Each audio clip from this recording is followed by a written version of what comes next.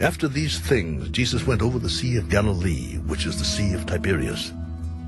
Then a great multitude followed him, because they saw his signs which he performed on those who were diseased.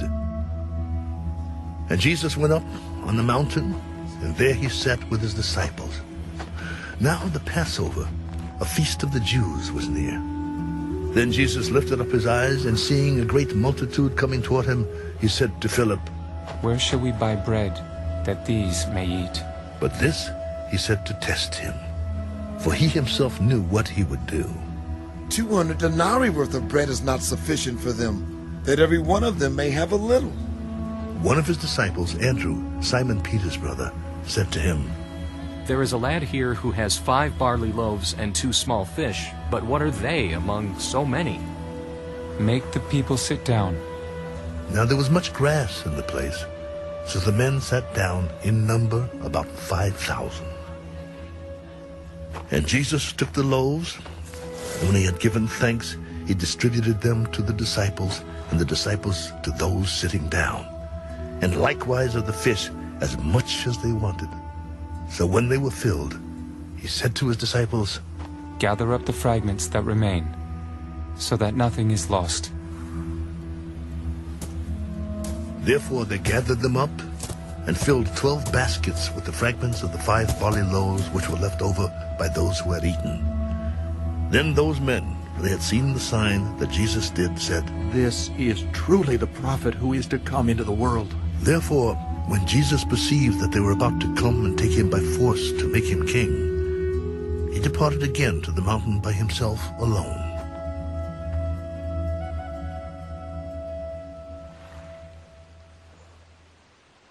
Now when evening came, his disciples went down to the sea, got into the boat, and went over the sea toward Capernaum. It was already dark, and Jesus had not come to them. Then the sea arose because a great wind was blowing. So when they had rowed about 3 or 4 miles, they saw Jesus walking on the sea and drawing near the boat, and they were afraid. It is I. Do not be afraid. Then they willingly received him into the boat, and immediately the boat was at the land where they were going. On the following day, when the people who were standing on the other side of the sea saw that there was no other boat there, except that one which his disciples had entered, and that Jesus had not entered the boat with his disciples, but his disciples had gone away alone. However, other boats came from Tiberias near the place where they ate bread, after the Lord had given thanks. When the people therefore saw that Jesus was not there, nor his disciples, they also got into boats and came to Capernaum, seeking Jesus. When they found him on the other side of the sea, they said to him, "Rabbi, when did you come here?" Most assuredly, I say to you, you seek me, not because you saw the signs, but because you ate of the loaves and were filled. Do not labor for the food which perishes, but for the food which endures to everlasting life, which the Son of Man will give you, because God the Father has set his seal on him. What shall we do that we may work the works of God?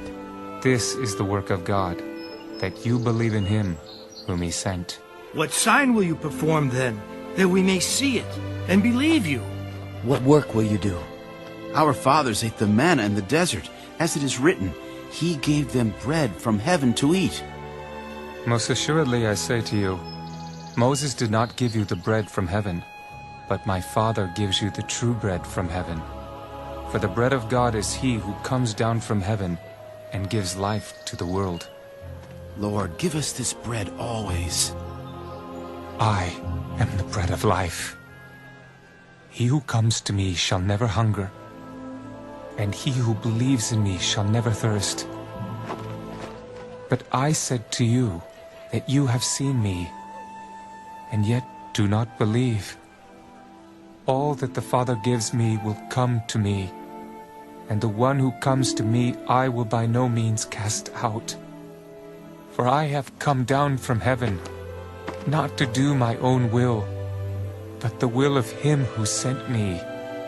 This is the will of the Father who sent me, that of all he has given me, I should lose nothing, but should raise it up at the last day.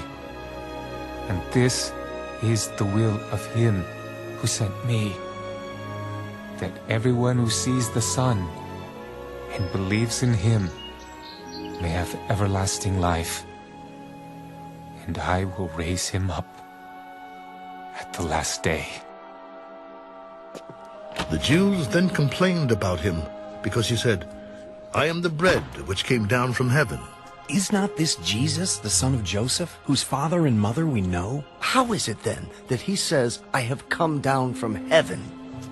Jesus therefore answered, Do not murmur among yourselves.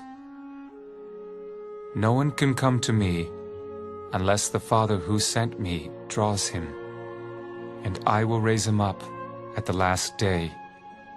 It is written in the prophets, and they shall all be taught by God. Therefore everyone who has heard and learned from the Father comes to me. Not that anyone has seen the Father except he who is from God.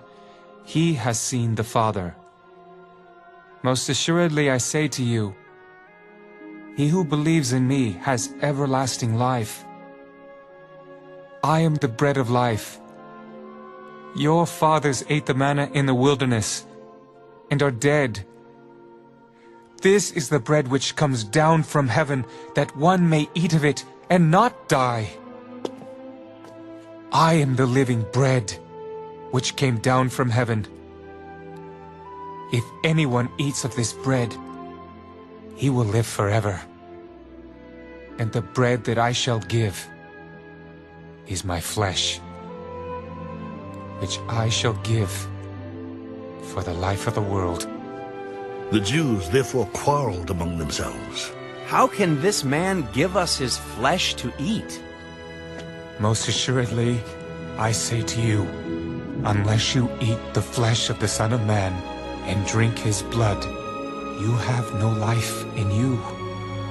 Whoever eats my flesh and drinks my blood has eternal life, and I will raise him up at the last day. For my flesh is food indeed, and my blood is drink indeed. He who eats my flesh and drinks my blood abides in me, and I in him. As the living Father sent me, and I live because of the Father, so he who feeds on me will live because of me. This is the bread which came down from heaven, not as your fathers ate the manna and are dead. He who eats this bread will live forever. These things he said in the synagogue as he taught in Capernaum. Therefore many of his disciples, when they heard this, said, This is a hard saying. Who can understand it? When Jesus knew in himself that his disciples complained about this, he said to them, Does this offend you? What then if you should see the Son of Man ascend where he was before? It is the Spirit who gives life. The flesh profits nothing. The words that I speak to you are spirit, and they are life. But there are some of you who do not believe. For Jesus knew from the beginning who they were who did not believe and who would betray him. Therefore I have said to you that no one can come to me unless it has been granted to him by my Father. From that time, many of his disciples went back and walked with him no more. Then Jesus said to the 12, Do you also want to go away? But Simon Peter answered him, Lord, to whom shall we go? You have the words of eternal life. Also we have come to believe and know that you are the Christ, the Son of the living God. Did I not choose you, the 12, and one of you is the devil?